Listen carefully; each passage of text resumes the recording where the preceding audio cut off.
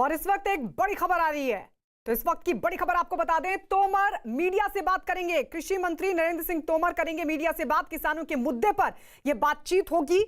आंदोलन खत्म करने की अपील की जाएगी कृषि मंत्री नरेंद्र सिंह तोमर की तरफ से। किसानों से वो अपील करेंगे कि किसान अपने आंदोलन को खत्म कर दें। ये इस वक्त की बड़ी खबर आपको बता रहे, किसान आंदोलन से जुड़ी बड़ी खबर है कि नरेंद्र सिंह तोमर करेंगे मीडिया से बात। किसानों के मुद्दे पर मीडिया के सामने वो अपनी बात रखेंगे, अपना पक्ष रखेंगे और साथ ही अपील ये भी होगी किसानों से कि वो अपने आंदोलन को खत्म कर दें। तो इस वक्त की बड़ी खबर आपको बता रहे हैं, कृषि मंत्री नरेंद्र सिंह तोमर की मीडिया के साथ बातचीत होगी। अब से कुछ ही देर में नरेंद्र सिंह तोमर मीडिया से बातचीत करेंगे और जानकारी यह मिल रही है कि किसानों के मुद्दे पर ही मीडिया से मुखातिब होंगे कृषि मंत्री नरेंद्र सिंह तोमर। इससे पहले आपको बता दें, लगातार मंथन चल रहा था। बताया जा रहा है कि कृषि मंत्री नरेंद्र सिंह तोमर, पीयूष गोयल के बीच लगातार मंथन चल रहा था किस तरीके से इस पूरे मसले का हल निकाला जाए। सरकार लगातार ये कहती रही कि हम सकारात्मक है और हमें उम्मीद है कि जल्द ही इस पूरे मसले का हल निकल आएगा। लेकिन इस सबके बीच जो बड़ी खबर मिल रही है वो ये कि प्रेस कॉन्फ्रेंस करेंगे कृषि मंत्री नरेंद्र सिंह तोमर किसानों के मुद्दे पर और किसानों से अपील कि वो अपने आंदोलन को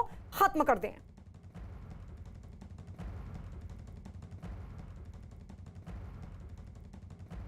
तो शाम को ये प्रेस कॉन्फ्रेंस होगी, इस तरह की जानकारी। और आइए बात बंगाल की। मिशन बंगाल पर पहुंचे जेपी नड्डा के बंगाल दौरे का ये दूसरा दिन है।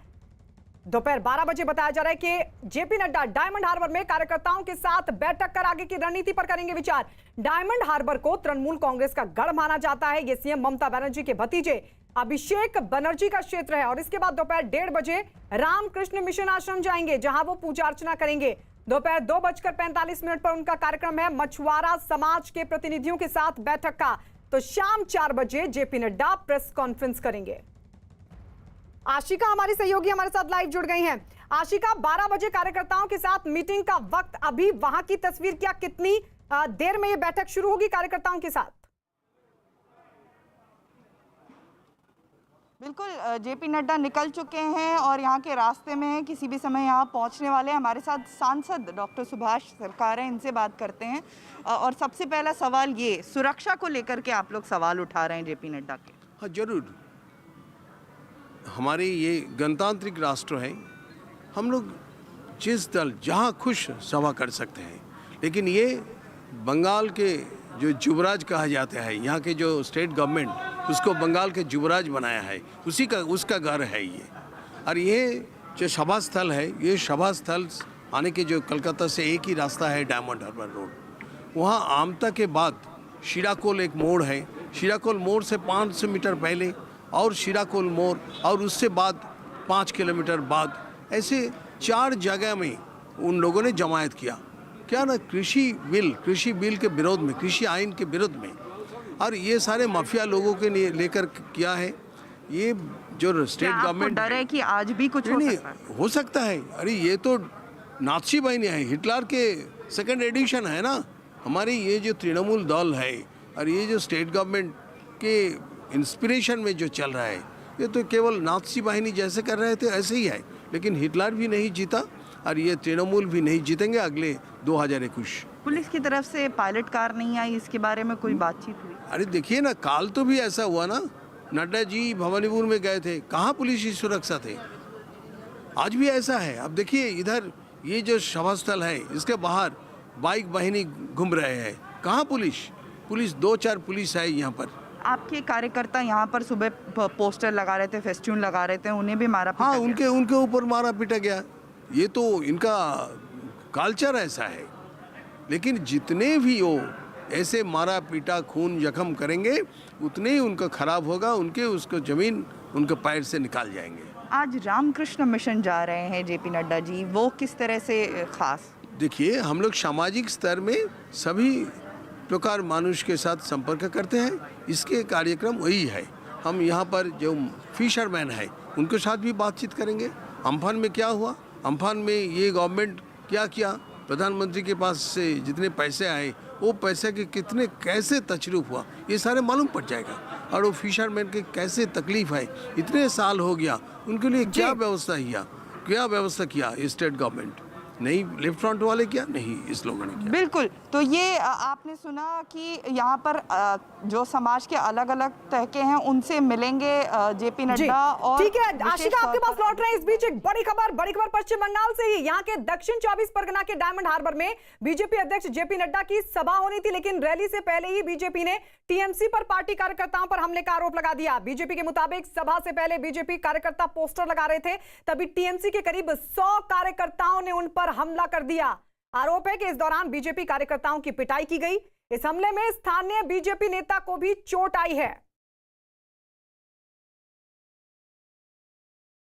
तो यह बड़ा आरोप बीजेपी की तरफ से लगाया गया है। बताया जा रहा है कि डायमंड हार्बर में बीजेपी अध्यक्ष जेपी नड्डा की सभा होनी थी, लेकिन रैली से पहले ही बीजेपी ने टीएमसी पर पार्टी कार्यकर्ताओं पर हमले का आरोप लगाया। बीजेपी का कहना है कि सभा से पहले बीजेपी कार्यकर्ता जब पोस्टर लगा रहे थे, उसी दौरान टीएमसी के कार्यकर्ता मौके पर पहुंचे। तकरीबन 100 कार्यकर्ताओं ने हमला बोल दिया।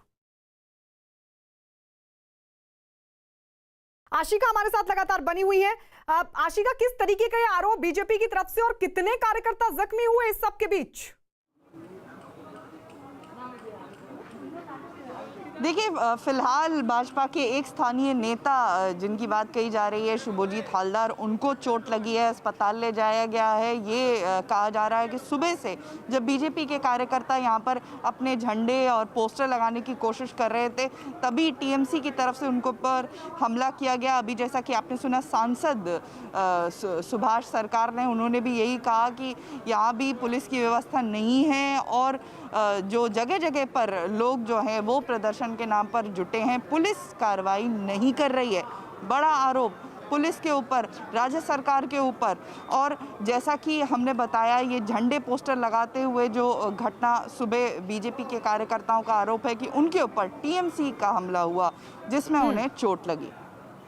जी, तो स्थानीय बीजेपी नेता को चोट आई है, इस तरह की जानकारी आशिका हमें दे रही है। और जबकि ये बीजेपी की तरफ से कहा जा रहा है कि टीएमसी के करीब 100 कार्यकर्ता थे जिनकी तरफ से हमला किया गया। और इस तरह की आशंका दिलीप घोष ने जताई भी कि कार्यकर्ताओं की मीटिंग के दौरान भी इस तरह की स्थिति बन सकती है। लेकिन इस बीच बता दें, बीजेपी ने पार्टी अध्यक्ष जेपी नड्डा के बंगाल दौरे के दौरान सुरक्षा में चूक का आरोप लगाया। बीजेपी के नेता दिलीप घोष ने गृहमंत्री अमित शाह को चिट्ठी लिखकर यह आरोप लगाया है। चिट्ठी में दिलीप घोष ने लिखा कि पुलिस ने प्रदर्शनकारियों को नहीं रोका। चिट्ठी में कहा गया कि करीब 200 लोगों ने पार्टी अध्यक्ष को घेर लिया। उनके हाथों में डंडे थे, उनके हाथों में काले झंडे थे और वो नारेबाजी कर रहे थे, लेकिन पुलिस ने उन्हें नहीं रोका।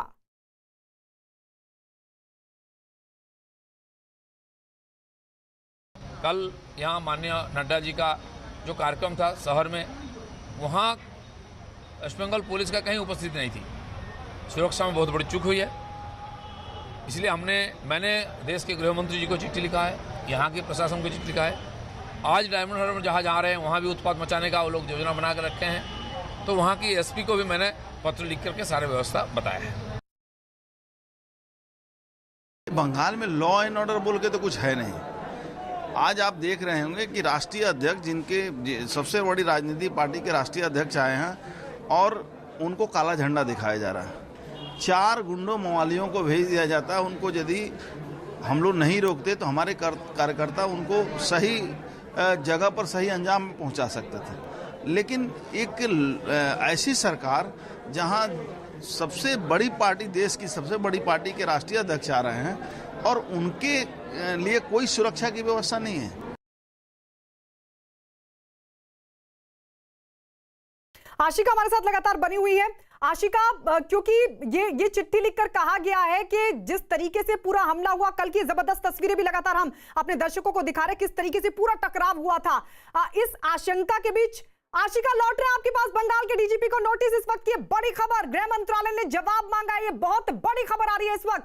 नड्डा की सुरक्षा का मामला, आपको बता दें, नड्डा की सुरक्षा के मामले को लेकर बाकायदा पश्चिम बंगाल बीजेपी की तरफ से अमित शाह को चिट्ठी लिखी गई थी और अब ये जानकारी मिल रही है कि बंगाल के डीजीपी को नोटिस दिया गया है। गृह मंत्रालय ने बाकायदा नोटिस देकर जवाब मांगा है। उनसे पूछा गया है कि आखिर सुरक्षा में चूक कैसे हुई। नड्डा की सुरक्षा की चूक का ये पूरा मसला था। मुख्य सचिव से भी जवाब तलब किया गया। उनसे भी पूछा गया है कि आखिर चूक कैसे हुई थी। कल जिस तरह की जबरदस्त तस्वीरें देखने को मिली थी, जबरदस्त टकराव टीएमसी और बीजेपी कार्यकर्ताओं के बीच, काले झंडे दिखाए गए थे और उस टकराव को देखते हुए बीजेपी की तरफ से ये चिट्ठी लिखी गई थी गृह मंत्री अमित शाह को बाकायदा। चिट्ठी लिखकर उन्होंने एक्शन की डिमांड की थी। और इस सबके बीच जो बड़ी खबर मिल रही है, ये देखिए तस्वीर हम लगातार आपको दिखा रहे हैं, टीएमसी के कार्यकर्ता और बीजेपी के कार्यकर्ता आपस में भिड़ गए थे। काले झंडे लिए टीएमसी के कार्यकर्ता उस वक्त पहुंचे थे जब जेपी नड्डा की सभा होनी थी, लेकिन उससे पहले जब बीजेपी के कार्यकर्ता पोस्टर्स लगा रहे थे, उस दौरान ये जबरदस्त टकराव देखने को मिला था। और फिर टकराव के बीच अब बीजेपी लगातार सुरक्षा के मसले को उठा रही है। बाकायदा गृहमंत्री अमित शाह को चिट्ठी लिखी गई। चिट्ठी के बाद अब नोटिस डीजीपी को दिया गया। ये देखिए 9 दिसंबर 2020 की तस्वीर, यानी कल की ये तस्वीर हम आपको दिखा रहे हैं। कल दौरे का पहला दिन था जेपी नड्डा का, उनकी सभा होनी थी, लेकिन उससे पहले ये देखिए किस तरीके से जबरदस्त भिड़ंत बीजेपी कार्यकर्ता और टीएमसी के कार्यकर्ताओं के बीच। कल जेपी नड्डा जब उनकी तरफ से चुनाव कार्यालय का उद्घाटन किया गया था, उस दौरान जब संबोधित कर रहे थे, उन्होंने साफ तौर पर कहा था हमारे 130 कार्यकर्ताओं पर हमला हुआ है और ये तमाम हमले सियासी हैं। लगातार हमारे कार्यकर्ताओं की जान जा रही है और इस सबके बीच स्टेट गवर्नमेंट कुछ नहीं कर रही है। सीधा हमला ममता सरकार पर बोला था, लेकिन कुछ इस तरीके की स्थिति बनती हुई दिखाई दी, जो कि तस्वीरें साफ तौर पर बयां कर रही है। हाथों में काले झंडे लिए टीएमसी के कार्यकर्ता नजर आ रहे हैं। बाकायदा टीएमसी के कार्यकर्ता वहां पर पहुंचे उस वक्त जब जेपी नड्डा की सभा होनी थी और ये जबरदस्त विरोध और टकराव की स्थिति बन गई थी। हालात ये देखिए किस तरीके से एक दूसरे को धक्का देते हुए नजर आए थे कार्यकर्ता। टीएमसी के कार्यकर्ता आगे बढ़ने की कोशिश कर रहे थे, हाथों में काले झंडे लिए हुए थे, डंडे लिए हुए थे। ऐसा आरोप बीजेपी भी लगा रही है। काले झंडे हालांकि साफ तौर पर देखे जा सकते हैं इन तस्वीरों में। और कार्यकर्ता आपस में भिड़ गए टीएमसी और बीजेपी के। और इस तरीके की तस्वीर इससे पहले भी देखने को मिलती रही है। जब जब बीजेपी का कार्यक्रम होता है, टीएमसी और बीजेपी के कार्यकर्ता आमने सामने आते हैं, लेकिन ये तस्वीर, ये टकराव इसलिए बेहद ज्यादा गौर करने वाला हो जाता है क्योंकि कल बीजेपी के अध्यक्ष जेपी नड्डा पहुंचे थे। पहला दिन था उनके बंगाल दौरे का और जब उनके बंगाल दौरे के दौरान जब वो सभा करने वाले थे, उससे पहले इस तरीके की स्थिति बनती हुई दिखाई दी। लेकिन अब जो बड़ी खबर मिल रही है, बड़ी खबर है कि गृहमंत्री अमित शाह ने को जो चिट्ठी लिखी गई थी बीजेपी की तरफ से, उसके बाद गृह मंत्रालय की तरफ से नोटिस दिया गया, मुख्य सचिव से भी किया गया जवाब तलब, डीजीपी को नोटिस, जवाब पूछा गया है कि नड्डा की सुरक्षा में चूक आखिर कैसे हुई। शैलेंद्र वांगू हमारे सहयोगी इस वक्त हमारे साथ जुड़ गए हैं। शैलेंद्र, सबसे पहले तो ये बताइए टकराव की स्थिति किस तरीके से बनी और अब ये बड़ी जानकारी के गृह मंत्रालय की तरफ से नोटिस दिया गया, क्या है नोटिस में? देखिए, आपको बता दें कि जिस तरह का माहौल कल देखने को मिला था कोलकाता में, और ऐसे में साफ तौर पर दिलीप घोष की तरफ से चिट्ठी लिखी गई है गृह मंत्री अमित शाह को, जिसमें कहा गया है कि पश्चिम बंगाल सरकार यानी ममता सरकार की तरफ से सुरक्षा पुख्ता मुहैया नहीं कराई गई थी, लैप्सेस रहे हैं सिक्योरिटी के, जिसके चलते हमने जो कल तस्वीरें देखी थी। और जेपी नड्डा जो कि जेड कैटेगरी सिक्योरिटी सीआरपीएफ की उनके पास, लेकिन उसके बावजूद वहां पर जो लोकल सिक्योरिटी है वो मुहैया नहीं कराई गई। और जो वहां पर जो बूंद कहा गया है टीएमसी के जो वहां पर कार्यकर्ता मौजूद थे, वो काफी करीब आ गए थे जेपी नड्डा की गाड़ी के, जिसके बाद इस चिट्ठी के बाद गृह मंत्री अमित शाह ने इसको बहुत सीरियसली को लिया है। और उसके बाद गृह मंत्रालय की तरफ से जवाब मांगा गया है डीजीपी और चीफ सेक्रेटरी से कि इस पूरे प्रकरण पर वो अपना जवाब दे कि क्यों वहां पर इस तरह का लैप्स हुआ। और वहीं आपको ये भी बता दें कि दिलीप घोष की चिट्ठी में ये भी कहा गया है कि आज डायमंड हार्बर का दौरा करेंगे जेपी नड्डा और पूरा दिन का कार्यक्रम वहां पर है। तो ऐसे में वहां के जो होम सेक्रेटरी हैं पश्चिम बंगाल के, उनको कहिए कि वो प्रॉपर सुरक्षा मुहैया कराए डायमंड हार्बर पर, ताकि इस तरह की घटना आज दोबारा वहां पर ना हो। तो ऐसे में जाहिर तौर पर एक कड़ा मैसेज गृह मंत्रालय की तरफ से सिक्योरिटी लैब्स को लेकर, बिल्कुल एक कड़ा मैसेज गृह मंत्रालय की तरफ से कि सुरक्षा वहां मुहैया होनी चाहिए डायमंड हार्बर में भी, क्योंकि इस तरह की स्थिति बन सकती है वहां पर जो कल देखने को मिली टकराव की। 11:55 हो चुके हैं, यानी 12 बजे का वक्त मीटिंग का जेपी नड्डा का कार्यकर्ताओं के साथ। ये नोटिस कितनी देर पहले दिया गया गृह मंत्रालय की तरफ से और कब तक जवाब? देखिए, इसमें ये एक फॉर्मल प्रोसीजर रहता है जिसमें गृह मंत्रालय की तरफ से जवाब मांगा जाता है और उम्मीद की जाती है कि आज 1-2 घंटे के अंदर ही इसका जवाब स्टेट पुलिस की तरफ से मिल जाना चाहिए। हालांकि हमने पहले ये भी देखा है कि जो भी सेंटर की तरफ से इस तरह के जवाब मांगे जाते हैं तो अक्सर ममता सरकार की तरफ से उसमें भी देरी होती है। लेकिन अब देखते हैं। शैलेंद्र, लौटेंगे आपके पास। आशिका हमारे साथ डायमंड हार्बर के वहां पर ही मौजूद है।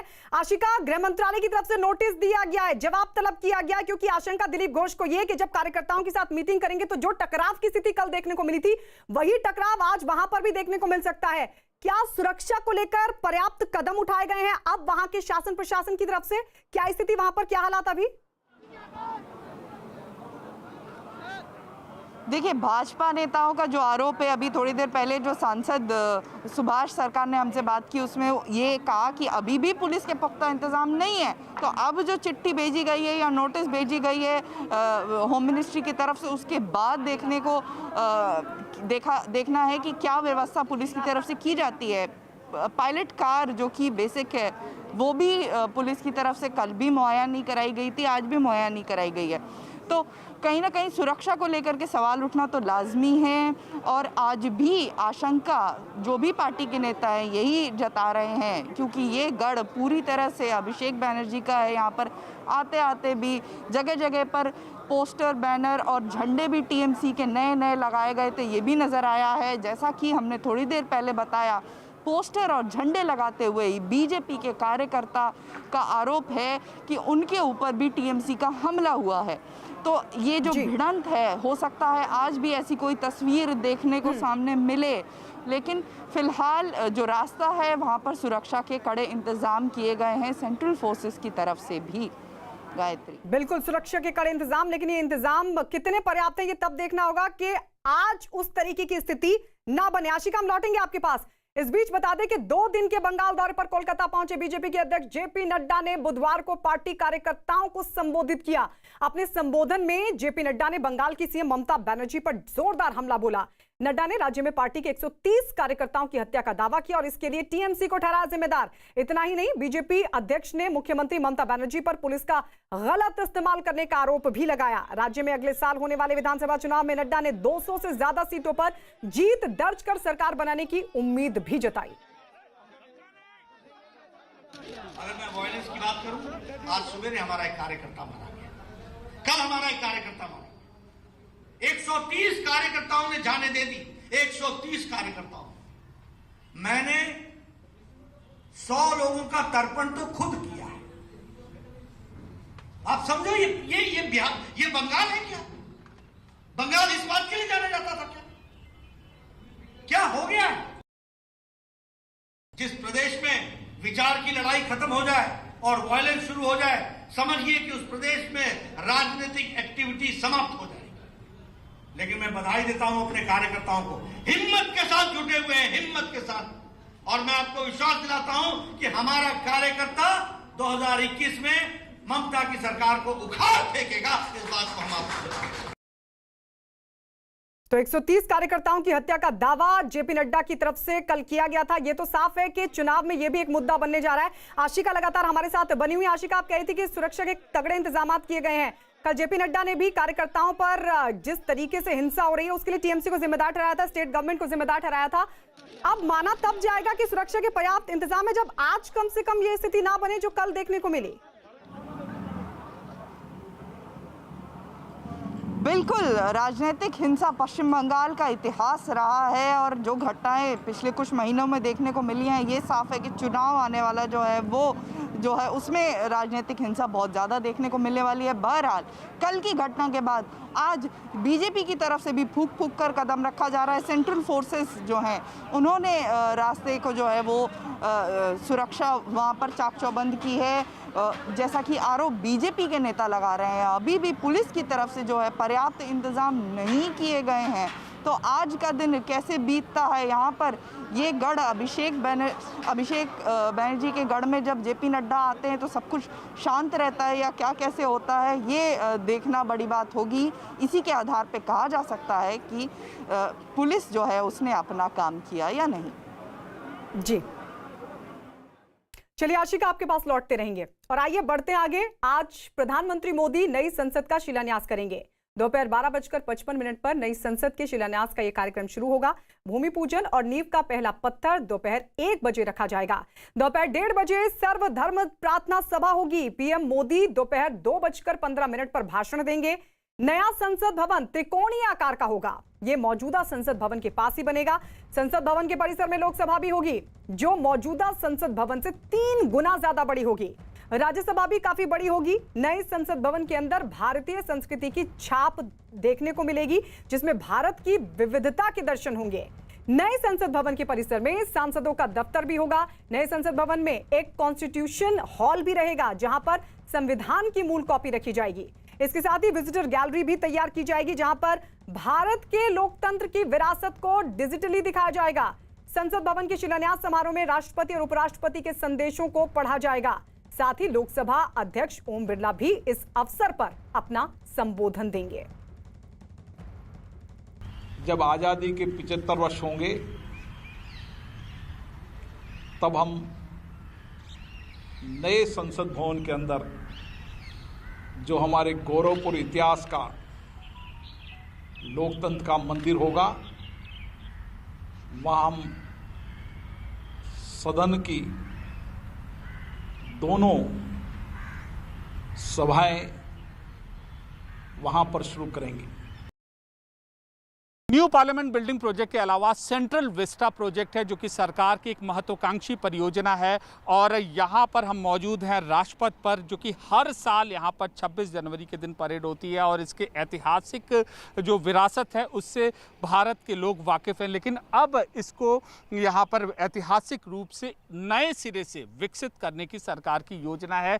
इंडिया गेट से राष्ट्रपति भवन तक कई महत्वपूर्ण इमारतें यहाँ पर पड़ती हैं, जिनमें संसद भवन, गृह मंत्रालय, वित्त मंत्रालय, रक्षा मंत्रालय, विदेश मंत्रालय और राष्ट्रपति भवन शामिल है। 100 साल से भी ज़्यादा पुरानी ये इमारतें हैं और उस वक्त जब इनको बनाया गया था तो उस वक्त की ज़रूरतों को ध्यान में रखते हुए बनाया गया था। लेकिन अब सेंट्रल विस्टा प्रोजेक्ट के तहत एक नए सिरे से इस सारी चीज़ों को विकसित किया जाएगा। ऐतिहासिक विरासत की झलकी लगातार इस पूरी परियोजना में देखने को मिलेगी, लेकिन पार्किंग की समस्या और अन्य ज़रूरत के हिसाब से जो समस्या है वो उसका निराकरण करने की कोशिश की जाएगी। और चलिए सीधे रुक कर लेते हैं, हमारे सहयोगी अमित पांडे हमारे साथ दिल्ली से लाइव जुड़ गए हैं। अमित, कितना बड़ा ये कार्यक्रम होने जा रहा है और अभी क्या तैयारी? देखिए, हम सीधे तस्वीरों के जरिए आपको समझाने की कोशिश करते हैं कि कैसे ये कार्यक्रम मुकम्मल होगा। आप यहाँ पर देख सकते हैं न्यू पार्लियामेंट बिल्डिंग प्रोजेक्ट, इसका एक बोर्ड लगाया गया है। ठीक इसके पीछे पीएम के आने का कुछ देर में कार्यक्रम है, आधारशिला रखेंगे और कुल मिलाकर ये थोड़ी देर का कार्यक्रम होगा, जिसमें पीएम मोदी, लोकसभा स्पीकर समेत कई गणमान्य जो शख्स हैं वो यहाँ पर मौजूद होंगे। तो कुल मिलाकर ये जो बिल्डिंग देखेंगे, अब अगर वो आप तस्वीर देखेंगे तो वो तस्वीर 2 साल बाद नजर आएगी।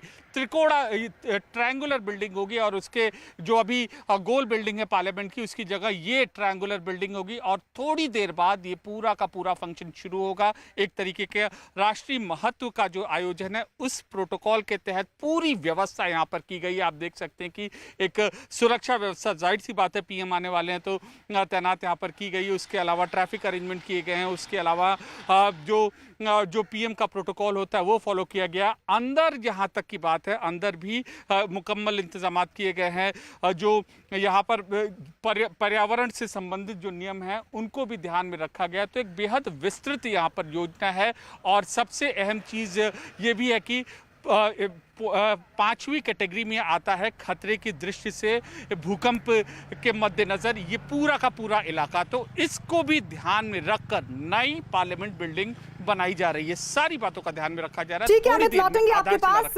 नया संसद भवन कैसा होगा, कितना खास होगा, शिलान्यास को लेकर क्या तैयारी, बता रहे हैं हमारे सहयोगी विक्रांत यादव। प्रधानमंत्री नरेंद्र मोदी आज संसद भवन के नई इमारत की शिलान्यास करेंगे।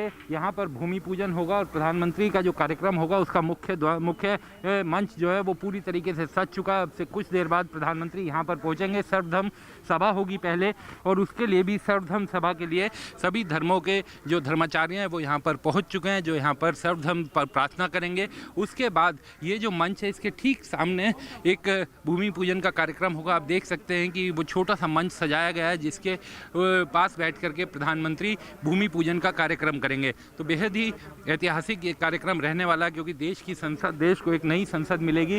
करीब 100 साल पहले देश में संसद भवन बना था, उसका शिलान्यास हुआ था।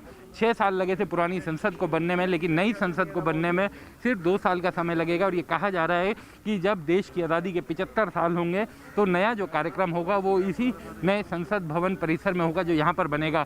ये जो आप मुख्य मंच देख रहे हैं उसी पर देखिए सामने जो संसद का मुख्य द्वार होगा उसकी एक आकृति बनाई गई है। और पहले की जो संसद थी, पुरानी जो संसद है जहाँ जिसमें अभी तक काम चलता है, वो गोलाकार है, लेकिन अब जो नई संसद है वो त्रिकोणीय बनेगी। दोपहर 1 बजे का कार्यक्रम यहाँ पर है। प्रधानमंत्री करीब 1 बजे पहुँचेंगे, करीब ढाई बजे तक वो यहाँ पर रहेंगे। इस बीच प्रधानमंत्री का संबोधन भी होगा, सर्वधर्म समभाव भी होगा और इस तरीके की जो पूरा इमारत होगी, गोल इमारत होगी। और लोकसभा स्पीकर ओम बिरला समेत तमाम केंद्रीय मंत्री और अन्य गणमान्य लोग भी इस दौरान यहाँ पर मौजूद रहेंगे। कैमरामैन सुनील सागर के साथ विक्रांत यादव, न्यूज़ 18 इंडिया, दिल्ली। अमित, आपके पास लौटे हुए विक्रांत, कार्यक्रम जहां पर होना है वहां भीतर मौजूद हैं, तमाम चीजों का वो जिक्र कर रहे थे, बता रहे थे शिलान्यास को लेकर क्या तैयारी। अब से थोड़ी देर बाद ये शिलान्यास होगा। आपके पास लौटते हुए किन किन लोगों के इसमें शामिल रहने की संभावना है? कौन कौन लोग लिस्टेड हैं इसमें जो कार्यक्रम के दौरान मौजूद रहेंगे? देखिए, अब से थोड़ी देर में कार्यक्रम शुरू होगा। लोकसभा अध्यक्ष, इसके अलावा प्रधानमंत्री, इसके अलावा उपराष्ट्रपति, इसके अलावा अन्य जो राजनीतिक दल के जो अध्यक्ष हैं, पार्टियों के अध्यक्ष हैं, उनको भी बुलाने का यहाँ पर कार्यक्रम है। एक विस्तृत कार्यक्रम है यहाँ पर। इसके अलावा भारतीय संस्कृति और कला के क्षेत्र में कुछ विशिष्ट लोगों को भी यहाँ पर बुलाने का कार्यक्रम है। तो एक जो आधारशिला रखने का कार्यक्रम है, ये दिखाने की कोशिश की जाएगी कि किस तरीके से अलग अलग तरह में भारत के लोग है उनको यहाँ भारत में प्रतिनिधित्व मिलता है। और जब ये संसद भवन परिसर बन के तैयार होगा उस वक्त भी यही तस्वीर देखने को मिलेगी। अलग अलग तरीके के लोग यहाँ पर रहेंगे और अब से थोड़ी देर में यह कार्यक्रम शुरू होगा। जी अमित, जिस तरीके से प्रधानमंत्री नरेंद्र मोदी नींव रखेंगे, क्या ये परंपरा भी रही है? मुझे लगता है दर्शक शायद ये भी समझना चाहेंगे, परंपरा भी रही है या फिर प्रधानमंत्री नरेंद्र मोदी के हाथों नींव रखा जाना था, ये तय हुआ था? देखिए, 2019 में इसको अप्रूवल मिला था और इसके बाद अब अमूमन इस तरीके का जो आयोजन होता है, जब पीएम जैसे गणमान्य शख्स ही इस तरीके के आयोजन की, जिसका राष्ट्रीय महत्व होता है, जो भारतीय लोकतांत्रिक मूल्यों को जो परिलक्षित करता है, पीएम जैसे शख्स ही वहाँ उस उद्घाटन करते हैं या आधारशिला रखते हैं इन कार्यक्रमों की। ठीक वैसा ही इस कार्यक्रम में भी यहाँ पर हो रहा है। और जब पीएम यहाँ पर आएंगे तो हम इस बात की भी उम्मीद कर सकते हैं, वो बताएंगे कि और भी क्या चीज़ें इस पूरे के पूरे न्यू पार्लियामेंट बिल्डिंग कॉम्प्लेक्स में होगी। और साथ ही साथ जब उनके साथ लोकसभा स्पीकर, उपराष्ट्रपति समेत अनेक जब गणमान्य सदस्य रहेंगे तो ये दिखाने की कोशिश की जाएगी कि सब लोग जो हैं एक साथ इस नए भवन के निर्माण के लिए एकजुट हैं। और जब ये बनकर तैयार होगा, एक नए भारत का प्रतीक होगा। पूरा जो कंसेप्ट है इस बिल्डिंग का, पूरा कंसेप्ट इस बिल्डिंग का है वो है आत्मनिर्भर भारत का। आत्मनिर्भर भारत का, तो ये क्या किस तरीके से भारत आने वाले 100 सालों में अपने आप को तैयार करेगा, कैसे योजनाएं लागू होंगी, किस तरीके से अनेकता में एकता परिलक्षित होगी, वो इस नए संसद भवन परिसर से दिखाने की यहाँ पर कोशिश की जाएगी। और इसीलिए पीएम और अनेक गणमान्य सदस्यों की मौजूदगी यहाँ पर रहेगी। तो जो कंसेप्ट है नए संसद भवन का, बता रहे हैं अमित के आत्मनिर्भर भारत का कंसेप्ट रखा गया। इस कंसेप्ट को भी समझने की कोशिश करेंगे अमित, लेकिन बता दें अपने दर्शकों को, दुनिया के सबसे बड़े लोकतंत्र के नए मंदिर की आज बुनियाद रखी जाएगी। प्रधानमंत्री मोदी आज देश की नई संसद भवन का शिलान्यास करेंगे, जिसके बाद अगले 2 साल में इसका निर्माण कार्य पूरा हो जाएगा।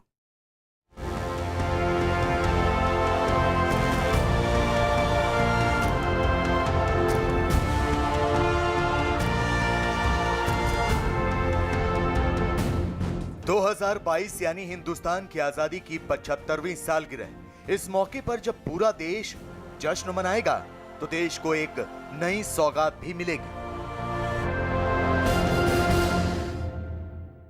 जब आजादी के 75 वर्ष होंगे तब हम नए संसद भवन के अंदर जो हमारे गौरवपूर्ण इतिहास का लोकतंत्र का मंदिर होगा, वहाँ हम सदन की दोनों सभाएं वहाँ पर शुरू करेंगे। इस एनिमेशन को देखकर आप काफी हद तक ये समझ सकते हैं कि लोकतंत्र का नया मंदिर कैसा दिखेगा। यह संसद भवन मौजूदा संसद भवन से ज्यादा भव्य तो होगा ही। दुनिया के सबसे बड़े लोकतंत्र का सबसे बड़ा मंदिर दुनिया के सभी लोकतांत्रिक देशों की संसद से ज्यादा भव्य और कहीं ज्यादा बड़ा होगा।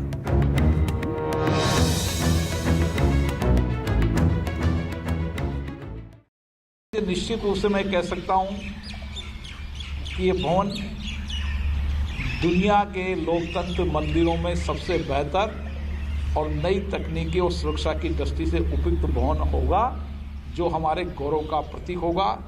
ये हमारा भवन ईंट पत्थर का भवन नहीं, ये 130 करोड़ जनता की आशाओं आकांक्षाओं का प्रतीक है, जहां पर बैठकर हम सभी माननीय सांसद अपनी अपनी भावनाओं का अभिव्यक्ति करते हैं और वहां पर जनता की बात को कहते हैं और लोकतंत्र को मजबूत करते हैं। नया संसद भवन मौजूदा संसद भवन से काफी बड़ा तो होगा ही, यह आधुनिक और काफी भव्य भी होगा। हम आपको दोनों संसद भवनों की तस्वीर से समझाते हैं कि नया संसद भवन पुराने से कैसे अलग होगा। पुराना संसद भवन गोलाकार है, जबकि नए संसद भवन की इमारत त्रिकोणीय होगी। इसके साथ ही नया संसद भवन पुराने भवन के मुकाबले काफी बड़ा होगा। मौजूदा संसद भवन का क्षेत्रफल 47,000 स्क्वायर मीटर है, जबकि नया संसद भवन 64,500 स्क्वायर मीटर में फैला होगा। मौजूदा संसद भवन की लोकसभा में 552 सांसदों के बैठने की व्यवस्था है, जबकि नए संसद भवन की लोकसभा में 876 सांसदों के लिए जगह होगी। इसी तरह मौजूदा राज्यसभा में 245 सांसदों के बैठने की व्यवस्था है, जबकि नए संसद भवन में 326 राज्यसभा सांसद बैठ सकेंगे। इसमें आने वाले समय के अंदर संसद सदस्यों के संख्या की दृष्टि से भी 888 लोकसभा की और 326 से ज़्यादा राज्यसभा की अनुमानित सीटें होगी और एक साथ हम यहाँ पर 1224 माननीय सदस्य लोकसभा के कक्ष में एक साथ बैठ जाएंगे। नया संसद भवन दिखने में तो 2 मंजिला होगा, लेकिन इसमें सबसे नीचे लोअर ग्राउंड फ्लोर होगा और उसके ऊपर upper ground floor. Ground floor के ऊपर पहली मंजिल और दूसरी मंजिल होगी और उसके ऊपर छत होगी। नए संसद परिसर में 4 दरवाजे होंगे, जिसमें एक दरवाजा समारोह के दौरान अतिथियों के आने के लिए होगा, यानी राष्ट्रपति विशेष सत्र में इसी दरवाजे से संसद में दाखिल होंगे। लोकसभा के स्पीकर और राज्यसभा के सभापति के आने के लिए एक अलग दरवाजा होगा। इसके अलावा प्रधानमंत्री और वीआईपी के लिए अलग से प्रवेश द्वार होगा, जबकि सांसदों के लिए नई संसद में अलग से प्रवेश द्वार होगा। दूसरी जो तस्वीर है, तिकोना ट्रायंगुलर शेप यहाँ पर दिया गया है। एक साइड से लोकसभा स्पीकर जाएंगे, एक साइड से राज्यसभा स्पीकर जाएंगे और एक साइड से नॉर्मल एंट्री होगी। 4 मंजिला ये पूरी की पूरी इमारत होगी। अनेकता में एकता, जो कि भारत का मूल भाव है, वो यह संसद भवन प्रदर्शित करेगा। देश भर के कलाकारों की कलाकृतियां इस संसद भवन में यहाँ पर लगाई जाएंगी। नई संसद के लोकसभा का हॉल बेहद भव्य होगा। ये नई इमारत में प्रस्तावित लोकसभा हॉल की तस्वीरें हैं, जिसमें आप देख सकते हैं कि लोकसभा स्पीकर के बैठने के लिए जो आसन होगा वो बेहद भव्य होगा। इसमें लोकसभा स्पीकर के आसन के ऊपर एक अशोक चक्र लगा होगा और उनके दोनों ओर एलईडी लगी होगी, जिसका जरूरत के मुताबिक इस्तेमाल होगा। सांसदों की सीट भी नई लोकसभा में बेहद आधुनिक होगी। इन 2 तस्वीरों से आप समझ सकते हैं कि मौजूदा और नई लोकसभा में सांसदों की सीट कितनी अलग होगी। लोकसभा के बाद आपको दिखाते हैं नई इमारत में राज्यसभा आखिर कैसी होगी। मौजूदा राज्यसभा में 245 सांसदों के बैठने का इंतजाम है, जबकि नई इमारत की राज्यसभा में 326 सांसद बैठ सकेंगे। आसन के ऊपर अशोक चक्र लगा होगा और सभापति के दोनों ओर एलईडी लाइट लगाई जाएगी। नए संसद में हर सांसद की सीट पर एक टैबलेट लगी होगी, जिसमें संसद की कार्यवाही से जुड़ी हर जानकारी मौजूद होगी। और सांसद इसका इस्तेमाल संसद की कार्यवाही में कर सकेंगे। नई संसद में भारत की परंपरा और पहचान को बरकरार रखते हुए आधुनिकता और तकनीक के इस्तेमाल पर ज्यादा जोर दिया गया है। एक लंबी यात्रा के अंदर भारत के लोकतंत्र और मजबूत हुआ, परिपक्व हुआ है। हमने विकास की दृष्टि से भी भारत को दुनिया के कई देशों में से आगे की ओर ले गए हैं। इस समय आवश्यकता भी थी और भविष्य को देखते हुए भी नए भवन की अत्यंत आवश्यकता प्रतीत हो रही थी। मौजूदा संसद भवन की तरह ही नए संसद भवन में एक सेंट्रल हॉल होगा और नई इमारत की पहली मंजिल पर पब्लिक गैलरी होगी। मौजूदा संसद की पब्लिक गैलरी में 300 लोगों के बैठने का इंतजाम है, जबकि नई इमारत की पब्लिक गैलरी में 336 लोगों के बैठने का इंतजाम होगा। इसके अलावा नई इमारत में एक प्रेस गैलरी भी बनाई जाएगी। नई इमारत में स्पीकर के लिए एक ऑफिस अलग से बनाया जाएगा और एक कॉन्फ्रेंस रूम भी होगा। नई संसद अक्टूबर 2022 में तैयार हो जाएगी, जिसमें संयुक्त सत्र के दौरान 1224 सांसदों के बैठने का इंतजाम होगा। ये भवन 2000 मजदूर और इंजीनियर मिलकर तैयार करेंगे और 9000 से ज्यादा लोग इससे अप्रत्यक्ष रूप से जुड़ेंगे, जिसमें 2000 से ज्यादा हस्तशिल्प के कलाकार भी शामिल हैं। नई इमारत को बनाने की अनुमानित लागत 971 करोड़ रुपए है और इसे बनाने की जिम्मेदारी टाटा प्रोजेक्ट्स लिमिटेड को सौंपी गई है।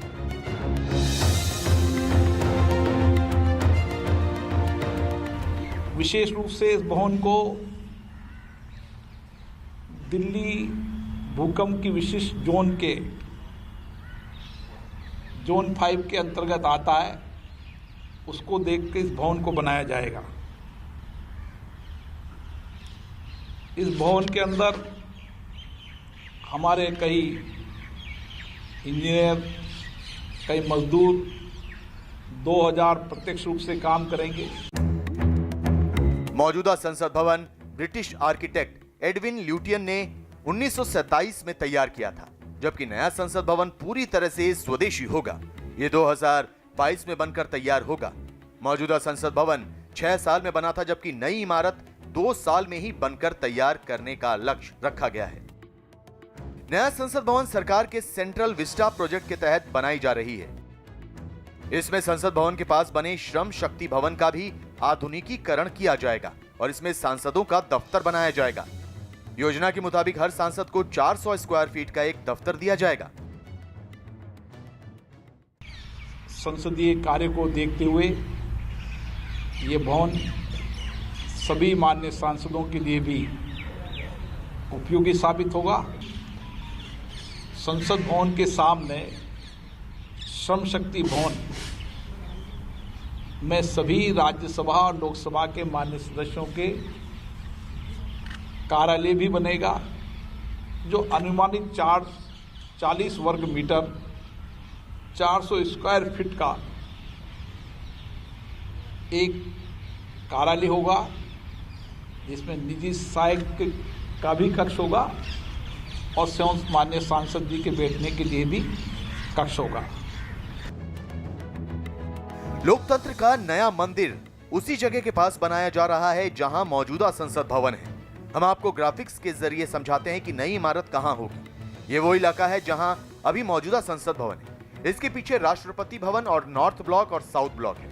मौजूदा संसद भवन के सामने ही नई इमारत की नींव रखी जा रही है। भारत का नया संसद भवन कैसा होगा, हम आपको तस्वीरों के जरिए समझाने की कोशिश करेंगे। अगर आप यहाँ पर देखें तो ये 5 तस्वीरें हैं जो भारत के नए संसद भवन को ये दिखा रही हैं और इनका अलग अलग व्यू है। एक सामने का व्यू है, एक रात का व्यू है, एक एरियल व्यू है और एक साइड व्यू है। तो कैसे भारत का संसद भवन होगा, यहाँ पर ये तस्वीरें हैं और ठीक इसके पीछे बन रहा है नया संसद भवन। ये तस्वीरें 2014 की हैं, जब प्रधानमंत्री नरेंद्र मोदी प्रचंड जीत के बाद पहली बार संसद भवन में दाखिल हुए थे। उस वक्त उन्होंने लोकतंत्र के मंदिर में दाखिल होने से पहले माथा टेका था। अब प्रधानमंत्री नरेंद्र मोदी उसी लोकतंत्र के मंदिर को और भव्य, अनूठा और अलौकिक बनाने का सपना पूरा करने जा रहे हैं।